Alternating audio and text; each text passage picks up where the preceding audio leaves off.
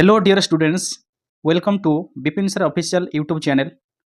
आज सेसन रे आमे आलोचना करिबा ओडिया पेडागोजी रो क्वेश्चन एंड आंसर जोटा कि आपनकर प्रीवियस ईयर क्वेश्चन पाखापाखि 50 टी क्वेश्चन रे आमे आज रैपिड फायर करिबा।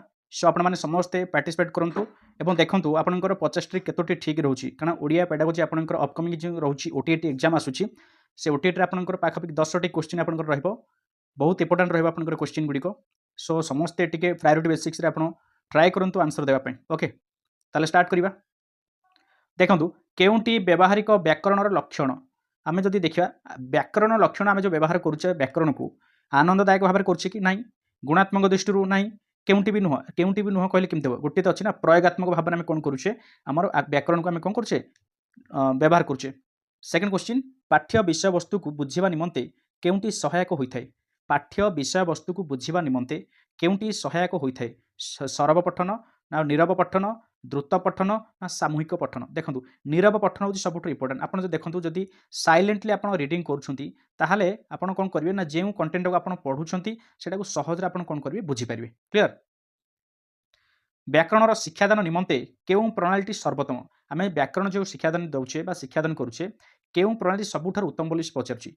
पुस्तक रे दिया जाइतिबा सूत्र गुडी को शिक्षक बुझाइबे ना सूत्र गुडी को मुखस्त करिया पई शिक्षक कहिबे ना उदाहरण एवं विश्लेषण माध्यम रे सूत्र रे उपनीत हेबे। एटा होछि ठीक, उदाहरण देबे एवं विश्लेषण करिके ताको कोन करिवे सूत्र रे उपनीत हेबे। डायरेक्ट जदि सूत्र कहि देबा पिला तो हुए तो धरि परिबे नाही, काहे कि ना आमे जो लेवल रहिछि प्राइमरी लेवल हेउ किबा आपनकर अपर प्राइमरी लेवल हो आमे डायरेक्ट सूत्र कहिबानी, आमे से सूत्रटा को आमे कोन करिया प्रथम एग्जांपल देके आमे इंडक्टिव मेथड माध्यम रे आमे कोन करिबा बुझिया को पडियो, तापर विश्लेषण करिके आमे सूत्र रे उपनीत हबा। क्वेश्चन नंबर 4, उच्च पठनर केउंटी अंतराय आपन देखंतु केउंटी आपनकर उच्च पठनर अंतराय शुद्ध उच्चारण करिबा ना आपनकर विराम चिन्ह संपर्क रे धारणा पाइबा ना स्पष्ट अभिव्यक्ति करिबा ना मानसिक एकाग्रता आनिबा। उच्च पठन रे आपनकर अंतराय होची मानसिक एकाग्रता। हैला मन रखंतु मानसिक एकाग्रता। क्वेश्चन नंबर 5, केउंटी मातृभाषा पाठ्य पुस्तकर लक्षण नुहे पचारछि। देखंतु नुहे पचारछि तो एटा केउंटी तीनटा एथर आपनकर रहइबो पाठ्य पुस्तकर लक्षण रहइबो किंतु गोटी सेटा नुहे। जातीय लक्ष्यर प्रतिफलन करिया ठीक अछि, आपन मातृभाषा पढिबा द्वारा आपन कोन हेबो जातीय लक्ष्यर प्रतिफलन होइता। यस। सर्वनिम्न स्तरर शिक्षण स्तरर प्रतिफलन होइता। यस। स्थानीय परिवेशर प्रतिफलन होइता। यस। मुखस्थीकरण प्रतिफलन सहित आर किछि संपर्क नै। सो एटा हबो राइट आंसर आपनकर जेहेतु नुहे पचारछि। क्वेश्चन नंबर 6, केउंटी उत्तम हस्ताक्षर लिखनर परिपंथी से पचारछि। देखंतु परिपंथी माने विपरीत, मन रखंतु परिपंथी माने कोन विपरीत। केउंटी हस्ताक्षर लिखनर उत्तम हस्ताक्षर लिखनर विपरीत से पचारछि। अक्षर गुडी को निर्भुल करी लेखिबा एटा होची तार विपरीत केमति हो एटा तो ठीक अछि। अक्षरर आकार समान रखिबा ठीक अछि। शब्द शब्द मध्य व्यवधान न रखिबा की कथा, शब्द शब्द मध्य जदि व्यवधान न रखिबा आमे जानिया कि स्पेस केमति ए जो स्पेस टी कोची न रखिबा हबो कि सेमति। सो एटा हबो आपनकर परिपंथी बा तार विपरीत कोटा ना उत्तम हस्ताक्षर लिखनर विपरीत बा परिपंथी। क्वेश्चन नंबर 7, मौखिक धारा रे केउंटी शिक्षार्थीर सहायक हुए नाही। मौखिक धारा रे केउंटी शिक्षार्थीर सहायक हुए नाही। भाव विनिमय दक्षतार विकास होइଥାଏ। मौखिक माने आमे जोटा ओराली कहूचे, ओराली कहबा द्वारा आपनकर शिक्षार्थीर पूरा सहायक हबनी, एटा तो सहायक भाव विनिमय दक्षतार विकास तो हबो जते कहबो से दक्षतार विकास रहबो। लिखन दक्षतार अभिवृद्धि हबो कि केमिति एटा बा लेखन पळेला आपनकर से मौखिक कथा पचारछि आमे स्पोकन बा आपनकर ओराली कहबा एटा तो आपनकर रिटन रे पळेला। सो एटा हबनी हला। चलो, केउ उक्तिटी एक उत्तम प्रश्न पत्रर लक्षण रूपे ग्राह्य। केउ उक्तिटी बा एमनक मध्यरु केउ उक्तिटी एक उत्तम प्रश्न पत्र लक्षण रूपे ग्राह्य। प्रश्न गुडी को निर्दिष्ट उत्तरमूलक तथा संतुलित होइथिबा दरकार। यस, होइथिबा दरकार। प्रश्न गुडी को एकाधिक उत्तरमूलक हेबा दरकार कि नाही। प्रश्न गुडी को आनुमानिक उत्तरमूलक हेबा दरकार कि नाही। आनुमानिक केमथि हबो। प्रश्न गुडी को विषय भित्तिक अति जटिल हेबा दरकार कि नाही। So right answer is option A. Okay, निम्न दिया जाइथिबा प्रश्न गुडी मध्यरु केउंटी बोधात्मक प्रश्न से पचारछि। एठी देखंतु आकाशर विपरीतार्थ बोध शब्द लिखिबा नाही। कखारु फूल देखिबा को केउ रंगर एटा बोधात्मक केमते हो एटा जीवन तो से कहि परिबो।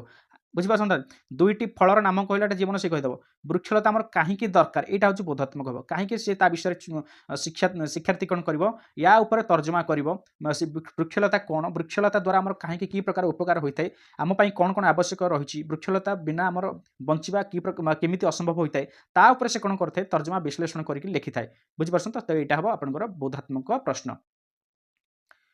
क्वेश्चन नंबर 10, प्राथमिक स्तर रे प्रस्तुत समन्वित पाठ्यपुस्तकर केउंटी एक विशेषत्व नुहे प्राथमिक स्तर में प्रस्तुत होता समन्वित पाठ्यपुस्तकर केउंटे एक विशेषता नुहे मूल्यायन कार्यभित्तिक एटा तो रहा विशेषता विमूर्त धारणा भित्तिक एटा रहा मन रख विमूर्त धारणा भित्तिक अभिज्ञता भित्तिक अभ्यास कार्यभित्तिक ठीक अच्छे। तापर 11 नंबर केउं पठन द्वारा प्रसंग निहित भाव द्वारा बुझापी विद्यार्थी माने समर्थ हुंती केउं पठन करिया द्वारा प्रसंग रे कौन से देइछि ता भाव को से सहज बुझीबा समर्थ होइथांती द्रुत पठन करिया एक्सटेंसिव द्वारा नाई हबनी एटा और नीरव पठन द्वारा ये आमे पढ़िथिले नीरव पठन करिया द्वारा से कोन होछि वस्तु बा कंटेंट रे कौन सो विषय वस्तु से देइछि ताकू सहज रे से हृदयंगम करि पारे।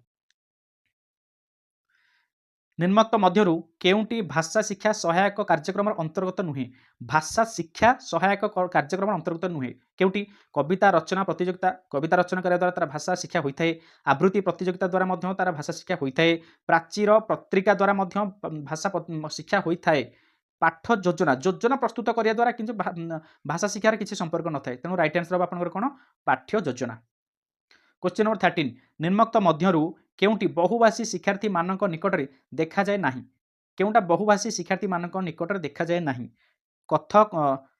कम कथन दक्षता बहुभाषी शिक्षार्थी मानक निकटरे देखा जाए कम कथन दक्षता केमती मो देखा जिवो सीमित शब्द भंडार नाही सेमानकर तो सीमित केमती सेमाने बहुभाषी वाला सीमित केमती हबो निर्भुल वाक्य गठन करि न परिबा सेमाने करि पारिबे प्रश्नर उत्तर भल भाबरे लिखि पारिबा सो यहाँ आपंकर राइट आंसर प्रश्नर उत्तर को भल भाव सहित लिखा सहित किसी सामंजस्य न थाए कारण प्रश्नर उत्तर भल भाव क्यों मैंने लिखे जो मैंने प्रति प्रिपेरेसन भल थे से जो मैंने से विषय वस्तु भल भाव पढ़ी थे बुझी थे से ही लिखे बहुभाषी हेल्ले कौन सपोज मुझे तमिल भाषा शिखी गुजराती भाषा शिखी इंग्लीश भाषा शिखी मोर मल्टी लांगुएज विषय मोर ज्ञान अच्छी किंतु मत ओडिया जब गोटे प्रश्न पचरा गोटे विषय विषय वृक्षलता मनकर क्वेश्चन आसी वृक्ष विषय जब मोर किसी धारणा नथिबो ताले मु बहुभाषी शिखिथिले लाभ किसी नहीं तेणु एटा टिके डिफर करियो बा अलग रहबो।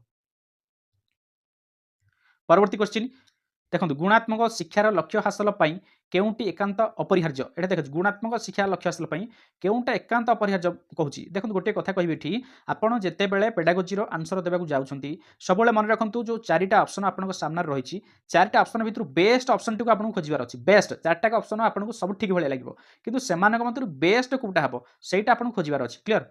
चलो ताले देखिए केउंटा अपरिहार्य शिक्षण सामग्री अपरिहार्य कि ना एते नहीं व्यवहारिक व्याकरण औपचारिक शिक्षा दक्ष शिक्षा यस दक्ष शिक्षा के एकांत अपरिहार्य जन दक्ष शिक्षक जदि आपण जदि शिक्षा दउछन्ती विद्यार्थी मानकू ताले से शिक्षार्थी मानकर गुणात्मक शिक्षा साधन होइथाय। क्वेश्चन नंबर 15 जने शिक्षक साहित्य रे 50 नंबर पाई एक प्रश्न सेट प्रस्तुत करी षष्ठ श्रेणी रे परीक्षा कले सही प्रश्न को सही शिक्षा वर्षर विभिन्न समय परीक्षा करी देखिले जे पिला मानक लब्धांकरे प्राय तारतम्य देखा जाऊ नाही देखो देखा जाऊ नाही से कहले देखो गोटे वर्ष भितर ये जो 50 नंबर जो सेटा क्वेश्चन करथिले शिक्षक प्रथमे जनवरी मासरे तांकु धरनियंतु सपोज देले एग्जाम करिवा पई एई टेस्ट रे पिला माने रखुचंदी 50 रु माने कर रखिले आपनकर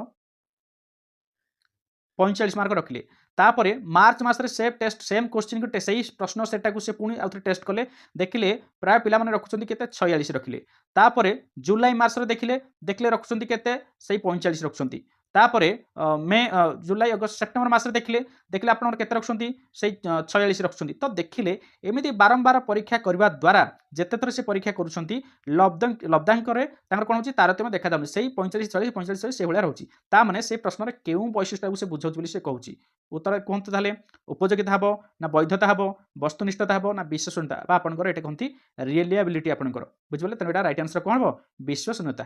ओके क्वेश्चन नंबर 16 बहुभाषी शिक्षार्थी भाषागत समस्या दूर करने केउंटी उचित पदक्षेप बहुभाषी शिक्षार्थी भाषागत समस्या को दूर करने केउंटी आपनकर उचित पदक्षेप बोली से कहूँ मानक भाषा उपर गुरुत्व देबा ना पुस्तकर भाषा उपर गुरुत्व देबा ना घरर भाषा उपर गुरुत्व देबा ए घरर भाषा उपर गुरुत्वटा जदि आमे दबा ठीक रे ताले से कोन बहुभाषी जो भाषागत समस्याटा रही काहे ना गोटे पिला प्रथमे भाषा केउंठर शिखि थाए प्रथमे ता फैमिली थारु शिखि थाए हाँ ना नहीं लैंग्वेजटा तो केउठु से एक्वायर करथे प्रथमे फैमिली रु तेणु से फैमिली जो लैंग्वेज जदि ताकू फोकस करा जिवो बा गुरुत्व दिया जिवो ताले से समस्याटा दूर होई जिवो। क्वेश्चन नंबर 17 केउंटी वर्णशुद्धि निराकरण पई उपयोगी नुहे वर्णशुद्धि निराकरण पई उपयोगी नुहे से कहूँ ये नीरव पठन नीरव पठन द्वारा वर्णशुद्धि निराकरण हो पार ना कहीं धरी नियंतु ये लिखाई केउटी वर्णशुद्धि निराकरण पर उपयोगी नुहे मुझे लाउडली पढ़ुची उच्च पठन में पढ़ी कि लिखिली जी देख शुण से कह ना रे यहाँ केउटी की मुझे कौटी पढ़ीदेली से ना ये केउटी सी जान धरी कितु मुझे नीरव मो मन मन मुझे पढ़ी से कौटी पढ़ी कि केउटी पढ़ी कि केउठी पढ़ी किए जानवर अच्छी कि कहीं जापर नहीं तेणु यहाँ कौन गोटे उपयोगी नुहे बोली से कहूँ तेणु नीरव पठन राइट आंसर। क्वेश्चन नंबर 18 केउटी निरंतर मूल्यांकन सह संपर्कित निरंतर मूल्यांकन सह संपर्कित एमानक मध्य केउटा धारावाहिक परीक्षा ना प्रवीणता परीक्षा कृति परीक्षा ना वार्षिक परीक्षा तो राइट आंसर हम आपनकर कोन धारावाहिक परीक्षा होची आपनकर निरंतर मूल्यांकन सह संपर्क निरंतर निरंतर बुझी परछ निरंतर सत्य आम जोटा कहूचे माने से सत्यटा घटनाटा कंटिन्यू करि आसुची बुझी धारावाहिक भाबरे बुझी परछन तो चलो नेक्स्ट होची एक सुषम प्रश्नपत्र प्रस्तुत बेले शिक्षक केउ दिग प्रति अधिक दृष्टि देवा आवश्यक गोटे सुषम प्रश्नपत्र प्रस्तुत करेंगे शिक्षक तेणु केउ दिग प्रति से अधिक दृष्टि देवे प्रश्नपत्र एक निर्दिष्ट विषय प्रश्न संयुक्त रही नाई प्रश्नपत्र केवल दीर्घ उत्तरमूलक प्रश्न रही प्रश्नपत्र केवल विषयभित्तिक प्रश्न रही ग्यारेंटी अच्छी ना प्रश्नपत्र प्रश्नपत्र एक नक्शा अनुसार प्रस्तुत कर ब्लू प्रिंट अनुसार प्रस्तुत कर येस ब्लू प्रिंट अनुसार प्रस्तुत कर राइट आंसर हम ऑप्शन डी। क्वेश्चन नंबर 20 केउटी शिक्षादान शिक्षण प्रक्रियार केन्द्रबिंदु शिक्षादान शिक्षण प्रक्रियार केन्द्रबिंदु केउटी पाठ्यपुस्तक ना आपनकर शिक्षक ना आपण विद्यार्थी विद्यार्थी मन रखु विद्यार्थी होउछंती शिक्षादान बा शिक्षण प्रक्रियार केन्द्रबिंदु हैला।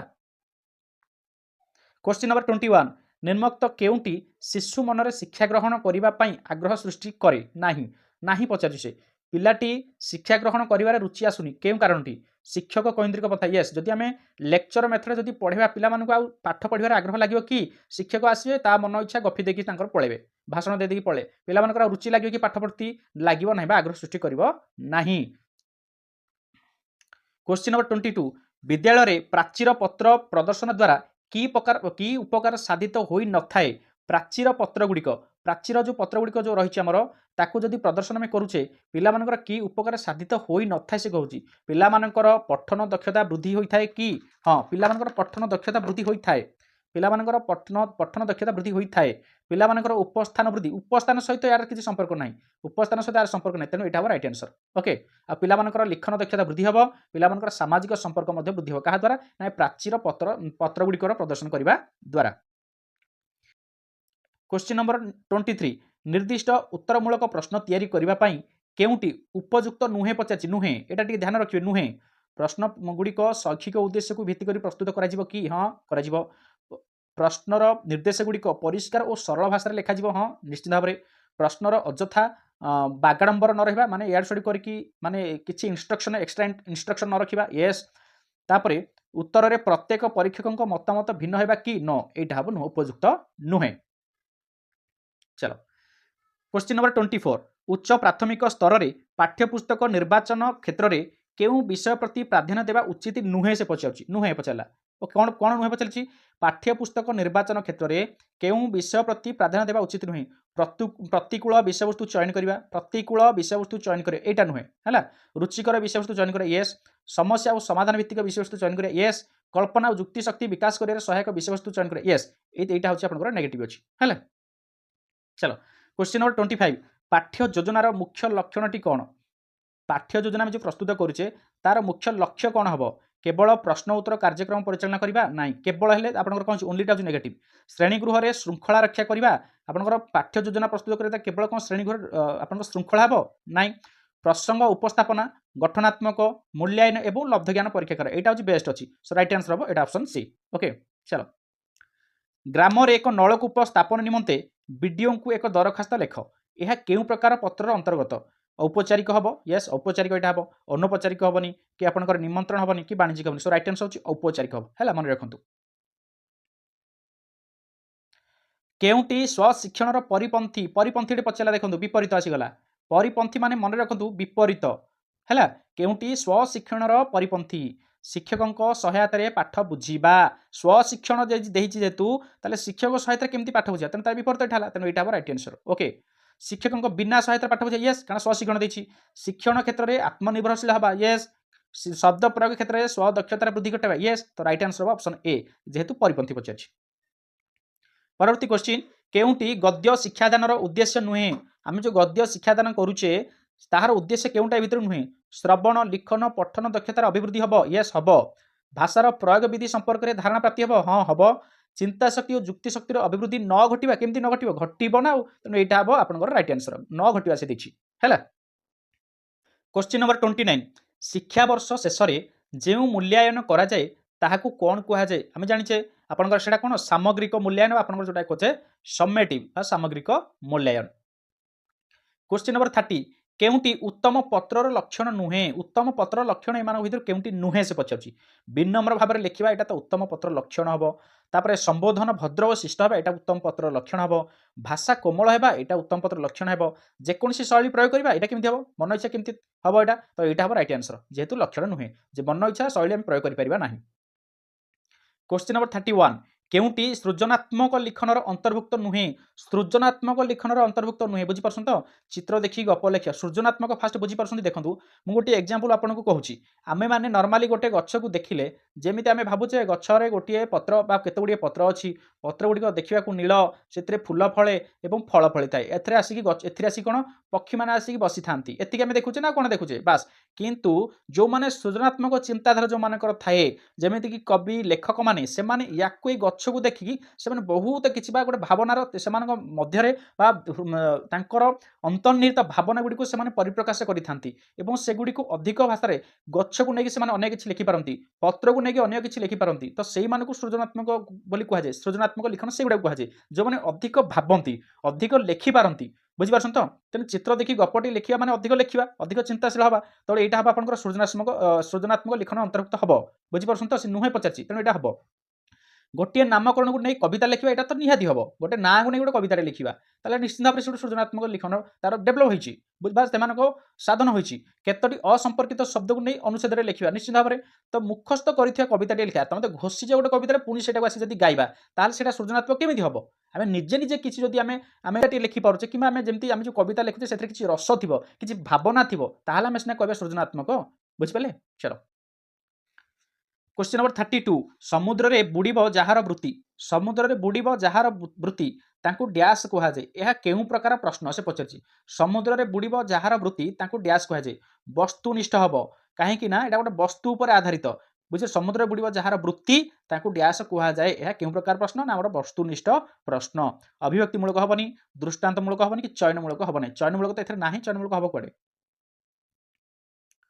साधारणतः एक भाव विशिष्ट भिन्न भिन्न खंडवाक्य मध्य केउ चिन्ह देखा जाए साधारणतः एक भाव विशिष्ट भिन्न भिन्न जो भिन्न भिन्न खंडवाक्य गुड़िक मध्य जो चिन्ह गुड़िक व्यवहार करुचे से केउ चिन्ह दबा कमा दबा ना सेमिकोलन दबा ये सेमिकोलन दबा बुझीपार तो कहीं भाव से वाक्यर भाव एक किंतु खंडवाक्य अच्छी आम गोटे लिखुचे तापर सेमिकोलन देकी तार पुणी वाक्यटा पूर्ण करुचे हाँ कि नहीं तो यहाँ सेमिकोलन दबा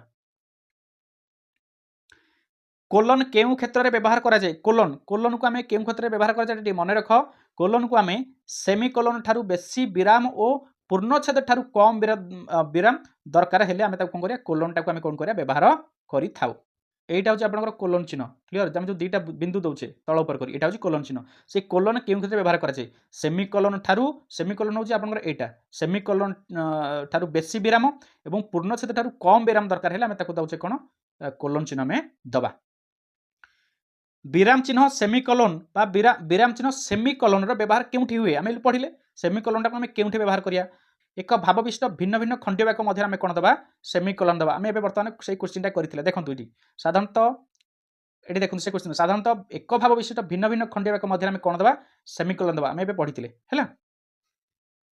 नेक्स्ट क्वेश्चन वाक्य मध्य रे कमा व्यवहार जो आमे करूचे कमा ठारू टिके अधिक विराम आवश्यकता थिले केउंटे दिया केउ चिन्ह दिया जाए ऊर्ध्वत दबा ना हाइपेन दबा ना सेमिकोलन सेमिकोलन दबा कमा ठारू सेमिकोलन क्लियर बुझिला तो चलो तार कमार बड़ भाई सेमिकोलन एति खाली मन रख। क्वेश्चन नंबर 37 दीर्घ उत्तरमूलक प्रश्नर मूल्यांकन भिन्न भिन्न परीक्षक द्वारा भिन्न भिन्न होता है केउंटी यह मुख्य कारण जड़े टीचर जब देखुं जदि गोटे लंग क्वेश्चन 10 मार्क रु 9 दौरान आउ जन टीचर देखुं से 10 मार्क रु दौरान 8 मार्क आउ जन टीचर देखुं 10 ମାର୍କ ଦେଉଛନ୍ତି 7 ମାର୍କ, ଆଉ ଜଣେ टीचर देखुଛନ୍ତି 10 ମାର୍କ 10 ମାର୍କ ଦେଉଛନ୍ତି, ତ ଭିନ୍ନ ଭିନ୍ନ ଅଲଗା ଅଲଗା ଆସୁଛି ନା ନାହିଁ। ତ ଏହାର କାରଣ କ'ଣ ନା କାରଣ ହେଉଛି ବ୍ୟକ୍ତିନିଷ୍ଠତା।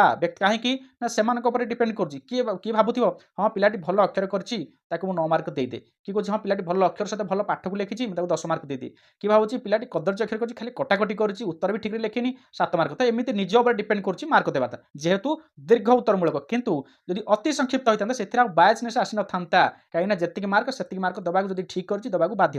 କ୍ଲିୟର। ପ୍ରାଥମିକ ସ୍ତରରେ ମାତୃଭାଷା ଶିକ୍ଷଣର କେଉଁଟି ଲକ୍ଷ୍ୟ ନୁହେଁ? ଆମେ ପ୍ରାଥମିକ ସ୍ତରରେ ଯେଉଁ ମାତୃଭାଷା ଶିକ୍ଷା ଦେଉଛେ ଏହାର ମୁଖ୍ୟ କେଉଁଟି ଏ ଭିତରୁ ଲକ୍ଷ୍ୟ ନୁହେଁ ବୋଲି ସେ ପଚାରୁଛି। ଶ୍ରବଣ ଦକ୍ଷତାର ବିକାଶ ସାଧନ କରିବା ଏଇଟା ତ ଲକ୍ଷ୍ୟ, କଥନ ଦକ୍ଷତାର ବିକାଶ ସାଧନ କରିବା ଏଇଟା ବି ଲକ୍ଷ୍ୟ, ଯୌକ୍ତିକତାର ବିକାଶ ସାଧନ କରିବା ନାହିଁ, ଯୁକ୍ତି ଯେଉଁ ଆମେ କରୁଛେ ଯୁକ୍ତିର ଆବଶ୍ୟକତା କିଛି ନଥାଏ। ଯେଉଁ ଆମେ ମାତୃଭାଷା ଶିକ୍ଷା କରୁଛେ କ'ଣ ଯୁକ୍ତିଯୁକ୍ତ କରିବା ପାଇଁ? ନାହିଁ। ଲିଖନ ଦକ୍ଷତାର ବିକାଶ ସାଧନ କରିବା, ୟେସ୍। ସୋ ରାଇଟ୍ ଆନ୍ସର ହେଉଛି ଅପସନ୍ ସି, ଯେହେତୁ ନୁହେଁ ପଚାର ଲକ୍ଷ୍ୟ ନୁହେଁ। क्वेश्चन नंबर 39 केउंटी बहुभाषी समस्या दूर करिवार उपाय नुहे? आमे बहुभाषी समस्या दूर करिवार गोटे उपाय कहते कौन ना निज परिवार भाषा को गुरुत्व देवा, निज फैमिली भाषा को गुरुत्व देवा, किंतु नुहे पचार कोटा द्विभाषीय पाठ्यपुस्तक प्रस्तुति करवा। हाँ एटा उपाय। पारिवारिक भाषा उपर गुरुत्व देवा एटा तो उपाय। आंचलिक उपर गुरुत्व न देवा एटा हबो, कारण आंचलिक भाषा पर गुरुत्व दबा ना देले जाकि कौन हम आप बहुभाषी समस्या दूर हम, से नुहे पचार जेहेतु एटा हबो हैला। चलो क्वेश्चन नंबर 40 लेखा मध्य कौन सी शब्दर अर्थबोधक स्पष्ट करने को सूचना देवाक केउं चिन्ह दिया जाए? आम गोटे लेखा मध्य गोटे शब्दर अर्थ को अधिक स्पष्ट करवा गोटे शब्दटा को मनकर आम लिखिजे यही स्पष्ट, यही स्पष्ट आम फोकस करा तार अर्थटा को ताले कौन चिन्ह देवा? निश्चित भाव में कौन बंधनी भितर रखा? हाँ ना आम बंधनी भितर रखुचे, आम मनकर ये कौन गोटे लिखुचे ताको ब्राकेट रे लिखि दउछे तार अर्थ एया, तो बंधनी उपर आम फोकस करूचे ना करूने? यस। क्वेश्चन नंबर 41 देखी नाही केते दिनु खंडगिरी कविताटी पिलांकु पढ़ाइबा द्वारा केउं उद्देश्य साधित होई न थाए? से कहूची होई न थाए, खाली नेगेटिव। आवेगिक विकास होइथाए, बौद्धिक विकास होइथाए, सांस्कृतिक विकास होइथाए, शारीरिक विकास तो कौन संपर्क? गोटे से कविताटे पढ़िबो शारीरिक विकास हबो तार, कविताटे पढ़िले तार हाइट बढ़िछो ना, सेमति किछ नै। सो राइट आंसर हबो शारीरिक विकास नुहे पचारछि। केउं कार्यटी लिखनर विकास रे सहायक हुए नाही? लिखनर विकास रे सहायक हो नाही। चित्र आंकी से विषय लिखिबा, लिखिबा बा कहितले एठी तेनो विकास हबो। अधा गप को नहीं पूरा गप लिखा कथा कहला एटा भी हम। उच्च स्वर में पढ़ा, पढ़ा सहित लिखार किसी सामंजस्य रहा ना। से पचार लिखन विकास केमती हम जब खाली पढ़ा, लिखन विकास केमती हम? लिखिले विकास हम ना। सो राइट आंसर उच्च स्वर में पढ़ा। क्वेश्चन नंबर 43 केउंटी औपचारिक पत्र नुहे? दरखास्त औपचारिक, निमंत्रण पत्र औपचारिक, कार्यालय पत्रटी होची औपचारिक, पारिवारिक पत्रटा होची औपचारिक पत्र नुहे, मन रख है। क्वेश्चन नंबर 44 नीरव पठन द्वारा केउं उद्देश्य साधित होइथाए? वर्णाशुद्धि दूर हुए कि नाही? वर्णाशुद्धि दूर होइथाए कि? मोइल एबे क्वेश्चन गोटे थिला नीरव पठन पढ़िले आमे भूल पढ़िले से भूल रे भूली चलला। पठित अंशर भावबोध सुगम होइथाए। हां पठित अंशर भावबोध सुगम होइथाए, एइटा होची आपनकर साधित नीरव पठन द्वारा ए उद्देश्यटी आपनकर कहि थाए साधन होइथाए। आ बाकी उच्चारण त्रुटि दूर होइथाए, केमति उच्चारण त्रुटि हो? तो निजे निजे तो पढ़िले मने मने, उच्चारण हेले अन्य माने के पढ़िले भूलटा संशोधन करी कहिबे ना। लिखन अभ्यास अभिवृद्धि घटे एटा भी हबनी। सो राइट आंसर हो पठित अंशर भावबोध सुगम होइथाए। केउंटी वर्णाशुद्धि निराकरणर उपाय नुहे? उपाय नुहे कहूची सूत्र लिखन लिखिबा द्वारा वर्ण अशुद्धि गुड निराकरण होइथाए।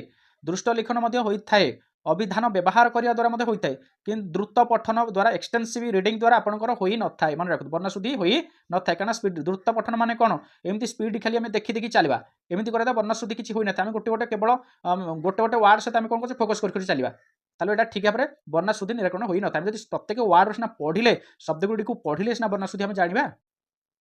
क्वेश्चन नंबर 46 गोटे शब्द पद बा वाक्य व्यवहार उदाहरण दे ठीक सही परि परिस्थिति नूतन शब्द पद वाक्यर व्यवहार करने को शिक्षार्थी को कहगले ताहा केउं प्रकार प्रश्न हेबो? आमे कहूचे शब्द पद वाक्य विषय पढ़िले ताकू ठीक सही परि भाबरे व्यवहार करने को हम शिक्षार्थी मानू कहूचे, ताहा केउं प्रकार प्रश्न हेबो?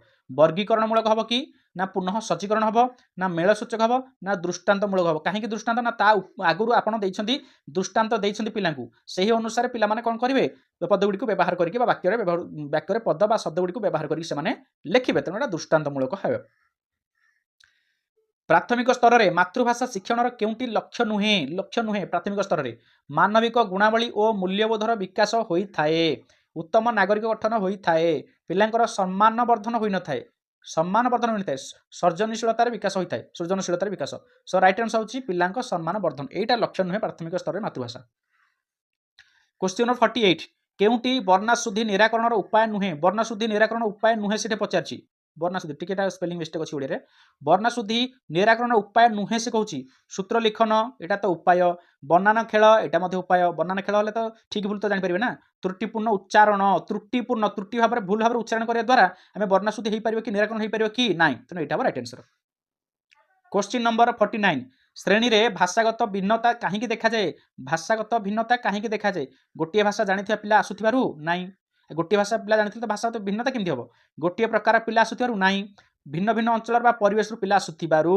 एटा हबो राइट आंसर भिन्न भिन्न अंचल रु आसुथि भिन्न भिन्न परिवेश रु पिला माने आसु सेतिबेली भाषागत भिन्नता देखा जाय थाए क्वेश्चन नंबर 50 ठीक बनान थिबा शब्द चारिपटे गोल बुलाइबा को कुहा जाइथिले ता केउ प्रकार प्रश्न अटे ठीक शब्द गुडी को ऊपर गोल बुलेबो ता माने एठी कोन ना सत्यासत्य प्रश्न एटा हबो सत्यासत्य कुहा जाइथिले ता केउ प्रकार प्रश्न हेबो सत्यासत्य ठीक भूल हम पचरछे कि नाइ उत्तर चयनमूलक ठीक ता माने केउ उत्तरटी ठीक अछि चयन कर ता चारिपटे गोल बुलाओ तो एटा हबो राइट आंसर ओके सो ये थिला 50 क्वेश्चन आपनकर बहुत इंपोर्टेंट भल लगी मध्य सेसनटा बहुत बढ़िया लगी क्वेश्चन गुडी को एई टाइप रे आपनकर ओडिया पेडागोजी रे आपनकर आसीबो चारोटी आपनकर ऑप्शन भितर बेस्ट ऑप्शन टी को आपन खोजी कि मारिवार अछि तर तर कि जम्मारु मारिबेनी आपनकर सामने प्रचुर टाइम रहबो एग्जाम रे तर तर कि केबे भी मारिबेनी आराम से क्वेश्चन टा को भलरे पढिबे आ अधिकांश आजिकली कंफ्यूज करा पई आपनकर अधिकांश क्वेश्चन नुहे पचारुची केउटी नुहे एथरे मझरे पचारि देब किमा नॉट क्वेश्चन अधिक पचारुची तने टिके ध्यान देकी आंसर को सबले देखिबे ओके थैंक यू।